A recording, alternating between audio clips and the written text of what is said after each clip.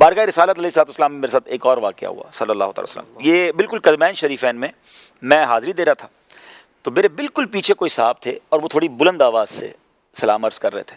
First of all پہلا مجھے خیال ہے کہ کاش یار یہ تھوڑا آواز کم کر دیں، میں تھوڑا ڈسٹرب ہو رہا ہوں. ظاہر ہے اس کی آواز زیادہ ہوگی تو آپ جو پڑھنا چاہ رہے ہیں. مگر تھوڑی دیر بعد جب میں نے ان کے الفاظ پر غور کیا نا، میں تو کہتا ہوں میں آج بھی، میرا خیال ہے اس واقعے کو 15 سال یا 12 سال تو ہو چکے ہیں، اب بھی جب بھی میں نے اس کے بعد حاضری دی ہے نا، میں نے اس کے الفاظ دہرائے ہیں. اب سنیں وہ کیا کہہ رہے ہیں. میں اس کو بھی خلاصہ پیش کرتا ہوں.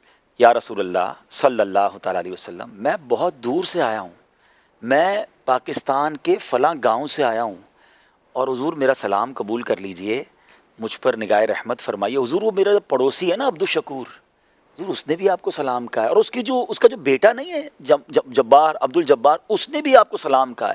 حضور میری بیوی بہت بیمار ہے، حضور وہ بھی آپ کو یاد کرتی ہے. حضور وہ ہم بڑے غریب ہیں. آپ یقین کریں اشفاق بھائی، میں اتنا رویا، یعنی وہ ایسا لگ رہا تھا نبی پاک سے باتیں کر رہا ہے. اس نے اپنے گھر کی ساری باتیں کی، اس نے اپنے پڑوسیوں کی باتیں کی. میں کہوں یہ باتیں کرتا رہے، میں اپنے سارا سلام درود سب بھول گیا. میں سنتا رہا، میں روتا رہا، آپ یقین کریں اس کے بعد جب جیسے ہی ختم ہوا نا، اس نے اپنی بات پوری کر لی، تو میں نے مختصر سلام عرض کیا. میں نے کہا مڑ کے اس سے ملاقات کروں گا، ان کے ہاتھ چوموں گا. اس کے بعد میں گھوما تو بندہ ہی نہیں تھا. مجھے پتہ نہیں وہ کون تھا، مگر میرے دماغ میں اس کی آواز اور اس کا لہجہ جو ہے نا وہ اٹک گیا.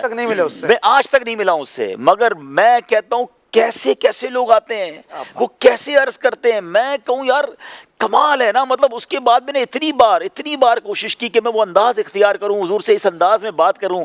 اللہ اکبر، یہ بڑے کرم کے ہیں فیصلے، یہ بڑے نصیب کی بات ہے. وہاں القابات اور الفاظ نہیں، وہاں دل دیکھا جاتا ہے.